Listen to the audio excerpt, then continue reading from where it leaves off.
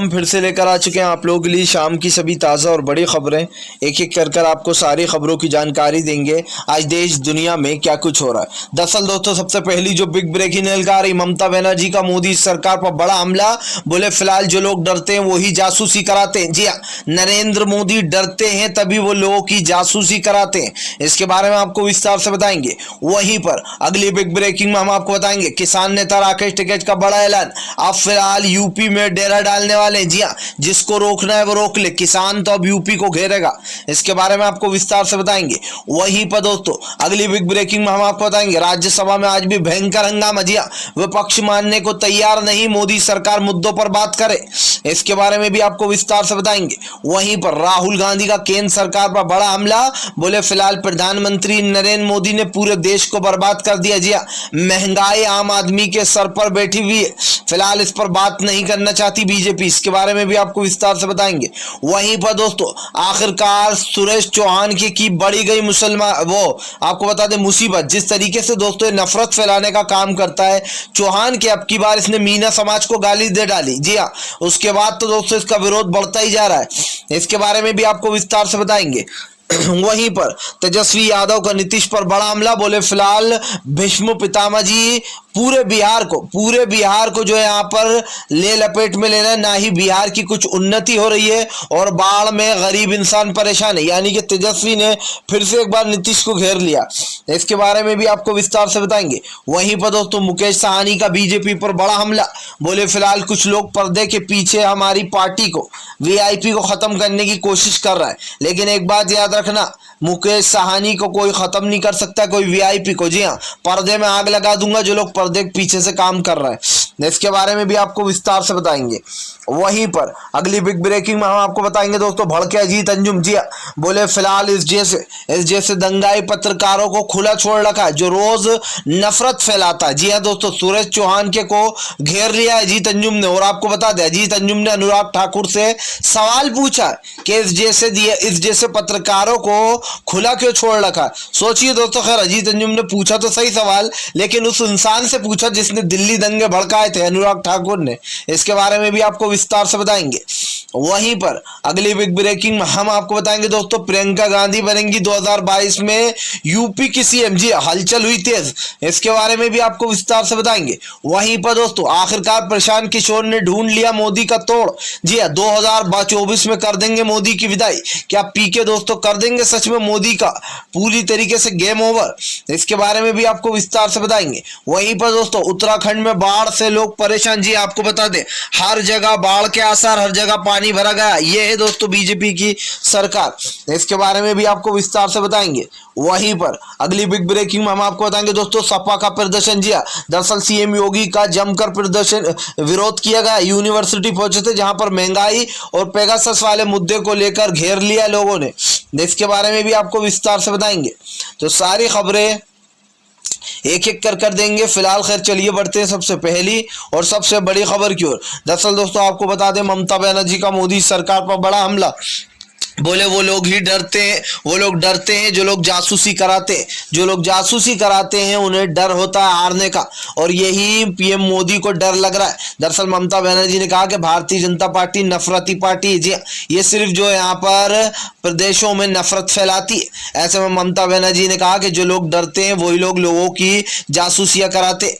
इस मुद्दे को उठाएंगे, इस मुद्दे को अंत तक लेकर जाएंगे। ममता बनर्जी ने कहा कि जांच तो होकर रहेगी, चाहे इसमें कोई कितने ही अड़ंगे लगाए, लेकिन ये जांच अब रुकने वाली नहीं है। दरअसल दोस्तों आपको बता दें, ममता दीदी ने अभी 2 दिन पहले जांच के आदेश दे दिए, जिसमें 2 जजों को भी नियुक्त किया गया था। अब इसको लेकर ममता बनर्जी ने कहा कि प्रधानमंत्री नरेंद्र मोदी डरते हैं तभी वो लोगों की जासूसी करा रहे हैं। हालांकि दोस्तों उन्होंने खुला नाम नहीं लिया, लेकिन उन्होंने कहा कि भारतीय जनता पार्टी पूरी तरीके से डरती है, इसीलिए वो लोगों की जासूसी करा रही है। अब आप समझिए दोस्तों कि ममता बनर्जी का इशारा किधर जा रहा है। पूरी तरीके से ममता बनर्जी ने कहा कि आज केंद्र सरकार लोगों की परेशानियां नहीं देख रही। जिस तरीके से महंगाई बढ़ रही है, इन मुद्दों पर बात नहीं कर रही है। संसद के मुद्दे को लेकर भी ममता बनर्जी ने कहा कि फिलहाल अगर सवाल उठ रहे हैं तो मोदी सरकार को जवाब देना चाहिए, लेकिन कोई जवाब नहीं देगी ये सरकार, क्योंकि हम इस सरकार को जानते हैं, ये सिर्फ लोगों के ऊपर तानाशाही और अपना रोब जमाने की कोशिश कर रही है। अब सोचिए दोस्तों, आज जिस तरीके के हालात हैं उसमें तो यही बोला जाता है। फिलहाल खैर चलिए हम बढ़ते हैं दोस्तों एक और अगली बिग ब्रेकिंग की तरफ। बता दोस्तों अगली जो बड़ी खबर निकल कर आ रही है आपको बता दें, फिलहाल किसान नेता राकेश टिकैत भड़के बोले फिलहाल किसानों को धमकी दी जा रही है, किसानों को आतंकवादी, किसानों को गुंडा मवाली बोला जा रहा है, तो क्या किसान चुप बैठेगा? हम तो हराने के लिए पहले ही बोल चुके हैं। राकेश टिकैत ने कहा कि आजकल मीडिया एक नया खेल खेल रही है।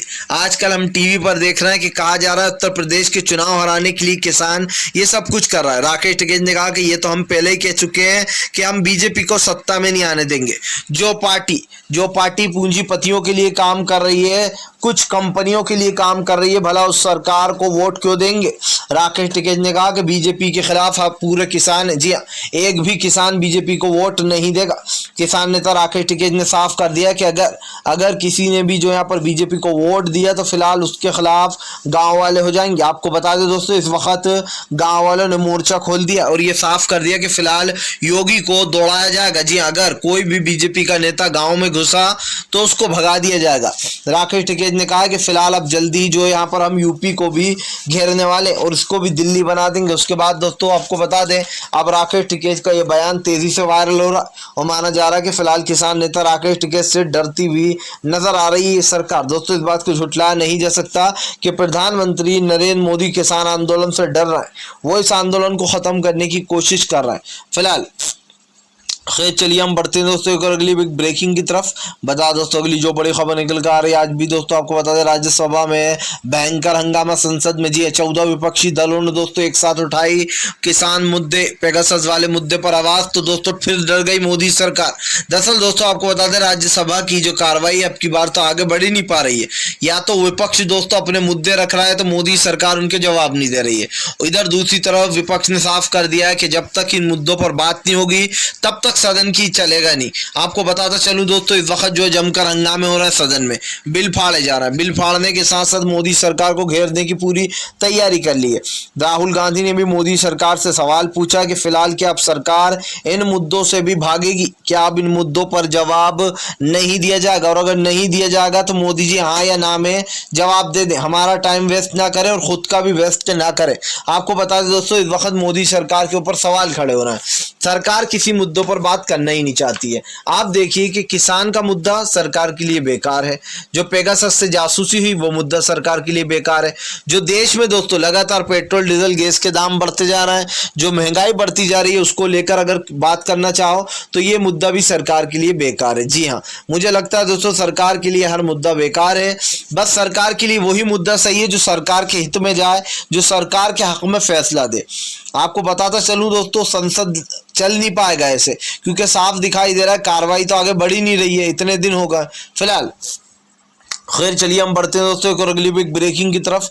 बता दोस्तों अगली जो बड़ी खबर निकल कर आ रही है आपको बता दें, दंगाई सुदर्शन चौहान के की बढ़ गई मुश्किलें। जी हाँ दोस्तों ये वही चौहान के जो कि अपनी सुदर्शन टीवी पर बैठकर बड़े बड़े अपशब्द निकालता है, मुसलमानों को दोस्तों बदनाम करता है और यहाँ तक के लोगों को गालियां भी देता है। और ये खुद कहता है दोस्तों कि मेरा कोई कुछ नहीं बिगाड़ सकता, खुलेआम में मुसलमानों को बदनाम करता है और यूं भी कहता है साथ में कि मेरा कोई कुछ नहीं बिगाड़ सकता। लेकिन दोस्तों की बात इसने मुसलमानों को नहीं बल्कि मुसलमानों के बजाय मीना समाज को गाली दे डाली है। आपको बता दोस्तों मीना समाज ने भगवा झंडे का विरोध किया, उसके चलते दोस्तों इसने जो यहाँ पर मीना समाज को गाली दे डाली और कहा अगर मैं मीना बोलूं तो कमीना ही समझना। सोचिए दोस्तों ये इसके शब्द हैं, ये एक पत्रकार के शब्द हैं कि अगर मैं मीना बोलूं तो कमीना ही समझना। आपको बताया दोस्तों इसके शब्दों को लेकर जो यहाँ पर लोगों ने घेर लिया इसको लगातार। दोस्तों जो है जिस तरीके से सुरेश चौहान के नफरतें बांट रहा है ये साफ दिखाई दे रहा है। और इसने कहा कि मुझे जानता हूं मीना समाज तुम्हारे पीछे मुसलमानों का हाथ है। सोचिए दोस्तों, और इसीलिए जब मैं मीना बोलूं तो तुम लोग कमीना ही समझना। अब आप सोचिए दोस्तों ये उनकी मर्जी है, वो भगवा झंडे का विरोध करें। आज जिस तरीके से भगवा झंडा लहराकर जगह जगह नफरत फैलाई जा रही है, जय श्री राम के नारे लगाए जा रहे हैं, जबकि जय श्री राम का नारा काफी पावन नारा है दोस्तों, लेकिन उसको इस तरीके की गुंडागर्दी में यूज किया जा रहा है। अब आप खुद समझ लीजिए कि आज के हालात क्या है। ये चौहान के मुसलमानों को जो यहाँ पर दोस्तों कोरोना का एटम बम बताता है, इस तरीके के थंबनेल बनाता है, जिहाद ले आता है हर चीज में। अब आप समझिए सबसे बड़ी बात ये है दोस्तों, इसके ऊपर अजीत अंजुम ने भी जो यहाँ पर ट्वीट करते हुए लिखा, अनुराग ठाकुर से सवाल पूछा है, जो कि जिसको अभी मंत्रिमंडल में जगह मिली है दोस्तों, अनुराग ठाकुर। ये वही है अनुराग ठाकुर जिसने दोस्तों दिल्ली दंगे में जिसका सबसे बड़ा हाथ था। जी हाँ, कपिल मिश्रा और इस अनुराग ठाकुर ने गोली ठोको के नारे लगाए थे दोस्तों, लेकिन अब इसको जो है मंत्रिमंडल में जगह मिल गई है मोदी के। तो इससे अजीत अंजुम ने सवाल पूछा कि इस नफरती चिंटू के खिलाफ कुछ कार्रवाई होगी या नहीं।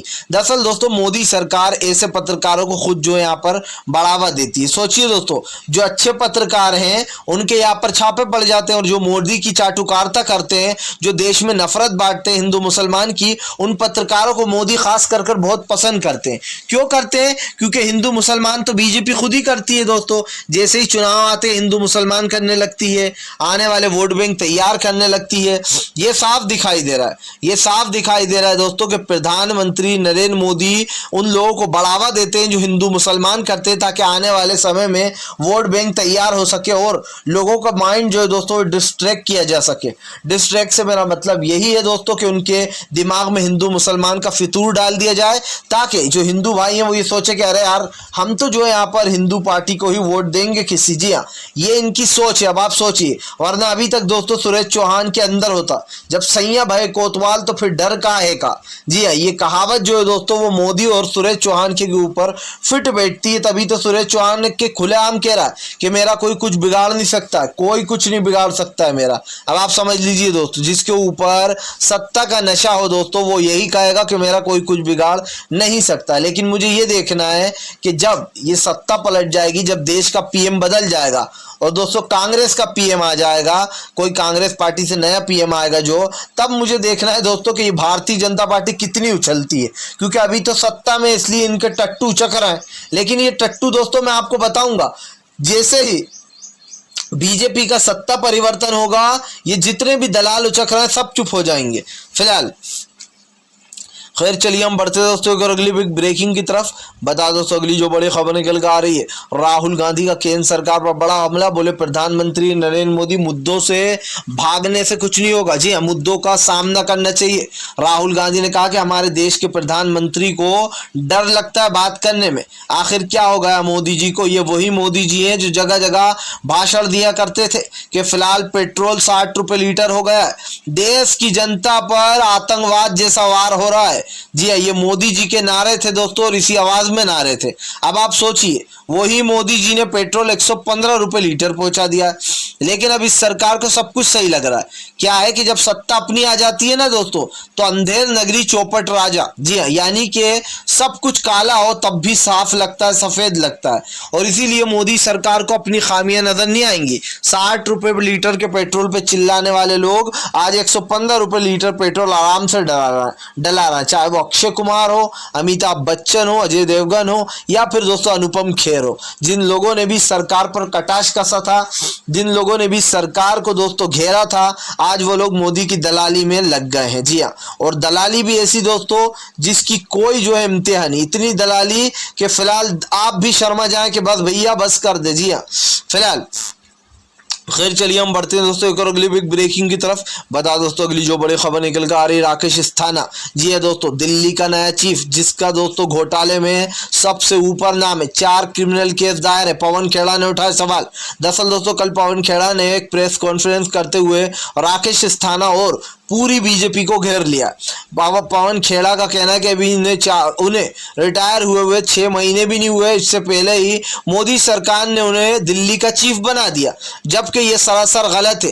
एससी के हिसाब से कम 6 महीने तक जो यहाँ पर दोस्तों रिटायर इंसान को आप ले नहीं सकते, यानी कोई पद नहीं दे सकते। लेकिन उससे पहले ही भारतीय जनता पार्टी ने दोस्तों राकेश अस्थाना को दिल्ली का चीफ बना दिया। जी हाँ, कमिश्नर। अब आप सोचिए दोस्तों, ये वही है राकेश अस्थाना जिनका नाम पेगासस जासूसी में है, जी हाँ, जिनकी जासूसी मोदी सरकार ने कराई थी।